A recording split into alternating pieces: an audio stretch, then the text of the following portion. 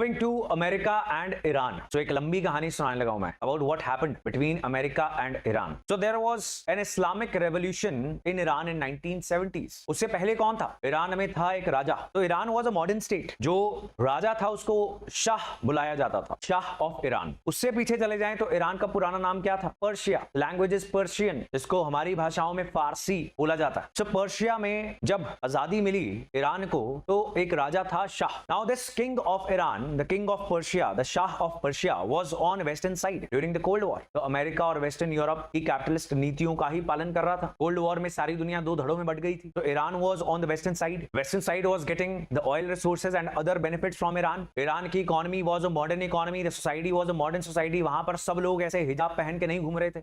They were enjoying beach trips in shorts. Right? That was Iran. और फिर कुछ Islamic fundamentalist organisations ने, जिन्हें ये सब पसंद नहीं था, जो कुछ सोशलिस्ट भी थी, और उस समय लेफ्ट पार्टी सारे दुनिया के अंदर अमेरिका का विरोध करती थी, इंडिया में भी करती थी. लेकिन वहां पर क्या हुआ? Leftism it got mixed up with Islam, fundamental Islam, right? And Islamic revolution हो गया 1979 के अंदर, और उन्होंने अमेरिका की एम्बेसी कैप्चर कर ली. सारे यूरोपियन वेस्टर्न लोग जो है उनको किडनैप कर लिया, यंग लड़कों ने. उसको बोलते हैं इस्लामिक रेवोल्यूशन. तो शाह को भी भागना पड़ा, सभी वेस्टर्न अलाइज जो ईरान के अंदर लोग थे उनको भी भागना पड़ा, and Iran was created an Islamic Republic. एक इस्लामिक देश बन गया. Ayatollah Khomeini, right? So Ayatollah is the spiritual leader of Iran, जिसकी बड़ी इन्फ्लुएंस है वहां पे. जैसे इंडिया में आप मान के चलो, नॉट एग्जैक्टली, जस्ट समझाने के लिए प्राइम मिनिस्टर है, प्रेसिडेंट है, वहां पे भी एक ऐसे ही पॉलिटिकल लीडर है, prime minister, and then there is an ayatollah जो एक रिलीजियस सीट है. तो उन्होंने मॉरल पुलिसिंग स्टार्ट कर दी. कैसे कपड़े पहने जाएंगे, कब कौन कैसे चलेगा, क्या खाओगे, कैसी शिक्षा होगी, एवरीथिंग रिलीजियस. तो बस ईरान चला गया पीछे. अमेरिका के साथ रिश्ते हो गए खराब, और कोल्ड वॉर में अमेरिका की सबके ऊपर नजर थी कि न्यूक्लियर बॉम्ब कौन बनाएगा. इंडिया के ऊपर भी नजर थी. इंडिया ने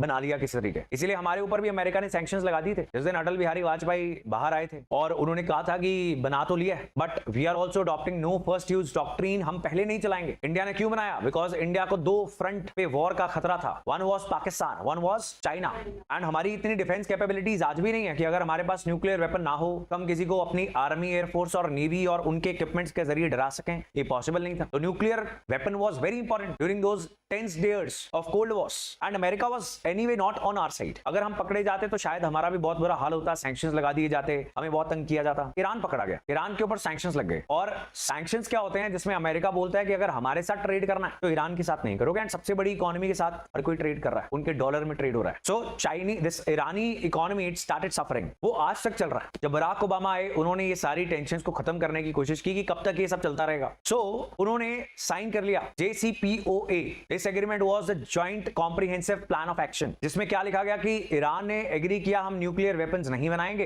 हमारी facilities will be open to international organisations, वो कभी भी आके चेक कर सकती हैं, साल में इतनी विजिट्स हम करवाएंगे ही करवाएंगे, और जैसे आप चेक रखना चाहो रख लो, बट हमारे ऊपर सैंक्शंस हटा दिए जाए. अमेरिका सेड ओके, और इस एग्रीमेंट की इंप्लीमेंटेशन होनी स्टार्ट हो गई. लेकिन फिर आ गया डोनाल्ड ट्रंप. वो कहता कि नहीं, दिस इज नॉट इनफ, और स्ट्रिक्ट एग्रीमेंट होना चाहिए. दोबारा सैंक्शंस लगा दिए, दोबारा टेंशंस बढ़ गई. मैक्सिमम रेजिस्टेंस का campaign. He said that I am going to walk on the path of maximum resistance, maximum pressure against Iran. तो ईरान के ऊपर मैक्सिमम प्रेशर डाला जाएगा. ईरान ने बदले में कहा कि हम मैक्सिमम रेजिस्टेंस करेंगे, हम सहेंगे, लेकिन नाजायज एग्रीमेंट नहीं साइन करने वाले. What Iran said. Now that is what is going on. अब फिर से आ गया डोनाल्ड ट्रंप, बीच में जो बाइडेन बना था, एंड इजराइल जो सबसे बड़ा दुश्मन है ईरान का और ईरान इजराइल का. इजराइल लगातार साइड पे बैठ के यही बयानबाजी कर रहा है पिछले 20 साल से कि इसको बॉम्ब कर दो, इसके ऊपर न्यूक्लियर बॉम्ब फेंक दो, इसको बर्बाद कर दो. वो अभी भी यही कर रहा है. अब डोनाल्ड ट्रंप भी थोड़ा सा एक्सट्रीम है, लेकिन in this case he has said कि या तो ईरान एग्रीमेंट साइन कर ले मेरी टर्म्स पे, या फिर जो इजराइल बोल रहा है bombing, that is the plan B. तो that is the story of America Iran relation and the disturbance around Iran in the West Asia.